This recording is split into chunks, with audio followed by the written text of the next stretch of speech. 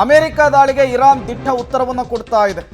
Operation ಬಶಾರತ್ ಅಲ್ ಫತಾಹ ಹೆಸರಿನಲ್ಲಿ ದಾಳಿಯನ್ನು ಮುಂದುವರಿಸ್ತಾ ಇದೆ. ಇರಾನ್ನ ಕ್ಷಿಪಣಿ ದಾಳಿಯನ್ನು ವಿಫಲಗೊಳಿಸಿದೆ ಕತಾರ್ನ ಏರ್ ಡಿಫೆನ್ಸ್ ಸಿಸ್ಟಮ್ ಅನ್ನೋದು ಗೊತ್ತಾಗ್ತಾ ಇದೆ. ಅಮೆರಿಕದ ವಾಯುನೆಲೆಗಳನ್ನು ಗುರಿಯಾಗಿಸಿಕೊಂಡು ಇರಾನ್ ದಾಳಿಯನ್ನು ಮಾಡ್ತಾ ಇರುವಂಥದ್ದು.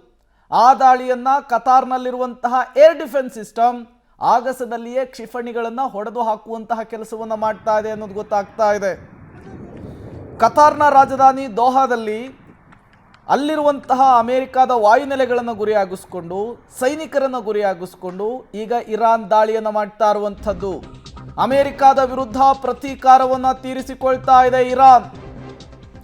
ಕತಾರ್ ಅಷ್ಟೇ ಅಲ್ಲ, ಇರಾಕ್ ಮೇಲೂ ಕೂಡ ದಾಳಿ ಆಗ್ತಾ ಇದೆ ಅನ್ನೋದು ಗೊತ್ತಾಗ್ತಾ ಇದೆ. ನಾನಾಗಲೇ ಅದನ್ನೇ ಹೇಳ್ತಾ ಇದ್ದೆ.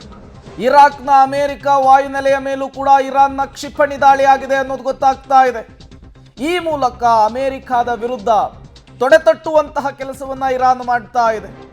ಕತಾರ್ ಮಾತ್ರ ಅಲ್ಲ, ಮಿಡಲ್ ಈಸ್ಟ್ನಲ್ಲಿರುವಂತಹ ಹಲವು ದೇಶಗಳಲ್ಲಿರುವಂತಹ ಅಮೆರಿಕದ ಸೈನಿಕರನ್ನ ಗುರಿಯಾಗಿಸ್ಕೊಂಡು ಅಮೆರಿಕದ ಏರ್ಬೇಸ್ಗಳನ್ನು ಗುರಿಯಾಗಿಸ್ಕೊಂಡು ಈ ಯುದ್ಧ, ಈ ಸಂಘರ್ಷ ಮತ್ತಷ್ಟು ವ್ಯಾಪಿಸಿಕೊಳ್ಳುವಂತಹ ಎಲ್ಲ ಸಾಧ್ಯತೆ ಕಾಣಿಸ್ತಾ ಇದೆ. ಮುಖ್ಯವಾಗಿ ಇರಾಕಿಗೆ ಈಗ ಇದರ ವ್ಯಾಪ್ತಿ ವಿಸ್ತರಿಸಿಕೊಂಡಿದೆ ಅನ್ನೋದು ಗೊತ್ತಾಗ್ತಾ ಇದೆ. ಕತಾರ್ ಬಳಿಕ ಇರಾಕು, ಅದಾದ ಮೇಲೆ ಈಜಿಪ್ಟ್ ಇದೆ, ಕಜಕಿಸ್ತಾನ್ ಇದೆ.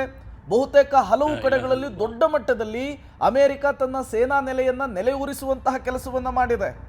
ಈಗ ಅವುಗಳನ್ನ ಟಾರ್ಗೆಟ್ ಮಾಡಿಕೊಂಡು ಇರಾನ್ ದಾಳಿಯನ್ನ ಮುಂದುವರಿಸಿರುವಂತದ್ದು.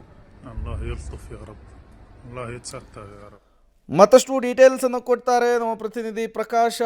ದೂರವಾಣಿ ಸಂಪರ್ಕದಲ್ಲಿ ಜಾಯಿನ್ ಆಗಿದ್ದಾರೆ. ಪ್ರಕಾಶ್, ಎರಡು ದೇಶಗಳ ನಡುವೆ ನಡೀತಾ ಇದ್ದಂತಹ ಸಂಘರ್ಷ ಈಗ ಮತ್ತೊಂದು ಮಜಲಿಗೆ ಹೊರಳಿದಂತೆ ಕಾಣಿಸ್ತಾ ಇದೆ. ಅಮೆರಿಕವನ್ನ ನೇರವಾಗಿ ಟಾರ್ಗೆಟ್ ಮಾಡೋಕ್ಕಾಗಲ್ಲ ಅನ್ನೋದು ಇರಾನ್ಗೂ ಕೂಡ ಗೊತ್ತಾಗಿದೆ. ಹಾಗಾಗಿ ಮಿಡಲ್ ಈಸ್ಟ್ನಲ್ಲಿರುವಂತಹ ಅಮೆರಿಕದ ಸೇನೆ ಮತ್ತು ವಾಯುನೆಲೆಗಳನ್ನು ಟಾರ್ಗೆಟ್ ಮಾಡ್ತಾ ಇರುವಂಥದ್ದು. ಇದರ ವ್ಯಾಪ್ತಿ ಮತ್ತಷ್ಟು ವಿಸ್ತರಿಸ್ಕೊಳ್ಬಹುದಾ ಅಂಥೇಳಿ, ಮಿಡಲ್ ಈಸ್ಟ್ನ ಹಲವು ದೇಶಗಳಿಗೂ ಕೂಡ ಇದರ ಪರಿಣಾಮ ತಟ್ಟಬಹುದಾ ಅಂಥೇಳಿ ಪ್ರಕಾಶ್? ಪ್ರೇಮ್, ಈಗಿರುವಂತಹ ಲೇಟೆಸ್ಟ್ ಅಪ್ಡೇಟ್ ಸುಮಾರು 10ಕ್ಕೂ ಹೆಚ್ಚು ಬ್ಯಾಲಿಸ್ಟಿಕ್ ಕ್ಷಿಪಣಿಗಳನ್ನ ಬಳಸ್ಕೊಂಡು ಇದೀಗ ಕತಾರ್ನ ಒಂದಿಷ್ಟು ಪ್ರದೇಶಗಳ ಮೇಲೆ ದೊಡ್ಡ ಮಟ್ಟದಲ್ಲಿ ಈಗ ಹಾನಿಯನ್ನ ಮಾಡುವಂತ ಪ್ರಯತ್ನಗಳು ಕೂಡ ಆಗಿದಾವೆ. ಅದರಲ್ಲಿ ಕೂಡ ದೋಹಾ ನಗರವನ್ನ ಟಾರ್ಗೆಟ್ ಮಾಡಿಕೊಂಡು ಅಟ್ಯಾಕ್ ಅನ್ನ ಕೂಡ ಮಾಡಲಾಗಿದೆ. ಅದರ ಜೊತೆಗೆ ಒಂದು ಏರ್ ಬೇಸ್ಗೂ ಕೂಡ ಅಟ್ಯಾಕ್ ಅನ್ನ ಮಾಡಲಾಗಿದೆ. ಆದ್ರೆ ಇರಾನ್ ನಿಂದ ಬಂದಂತಹ ಬಹುತೇಕ ಕ್ಷಿಪಣಿಗಳನ್ನ ಈಗ ಆಗಸದಲ್ಲಿಯೇ ಕತಾರ್ನ ಏರ್ ಡಿಫೆನ್ಸ್ ಸಿಸ್ಟಮ್ ಅದನ್ನ ಹೊಡೆದಾಕುವಂತದ್ರಲ್ಲಿ ಸಕ್ಸಸ್ ಕೂಡ ಆಗಿದೆ. ಅದಕ್ಕೆ ಸಂಬಂಧಪಟ್ಟಂತೆ ಅಲ್ಲಿನ ವಿದೇಶಾಂಗ ಸಚಿವದ ಒಂದು ಅಧಿಕೃತ ವಕ್ತಾರರು ಕೂಡ ಮಾಹಿತಿಯನ್ನ ಕೊಟ್ಟಿದ್ದಾರೆ. ಅದಾಗಿಯೂ ಕೂಡ ನಿರಂತರವಾಗಿ ಆ ಕ್ಷಿಪಣಿಗಳ ಸದ್ದು ಜೋರಾಗಿ ಕೇಳಿ ಬರ್ತಾ ಇದೆ. ಜೊತೆಗೆ ಕತಾರ್ನ ದೋಹದ ಪ್ರದೇಶಗಳೆಲ್ಲವೂ ಕೂಡ ಈಗ ಸೈರನ್ ಅನ್ನ ಕೂಡ ಮೊಳಗಿಸಲಾಗ್ತಾ ಇದೆ. ಅಲ್ಲಿದ್ದಂತಹ ಸ್ಥಳೀಯರು ಕೂಡಲೇ ಬಂಕರ್ಗಳಿಗೆ ಹೋಗಿ ಅನ್ನುವಂತ ಸೂಚನೆಯನ್ನು ಕೂಡ ಕೊಡ್ಲಾಗ್ತಾ ಇದೆ. ಜೊತೆಗೆ ಇದರ ಸದ್ದು ಹೆಚ್ಚಾಗ್ತಾ ಇದ್ದ ಹಾಗೆ ಇದೀಗ ಅಲ್ಲಿನ ನಾಗರಿಕರಿಗೂ ಕೂಡ ಒಂದು ರೀತಿಯಲ್ಲಿ ಆತಂಕ ಕೂಡ ಶುರುವಾಗಿದೆ.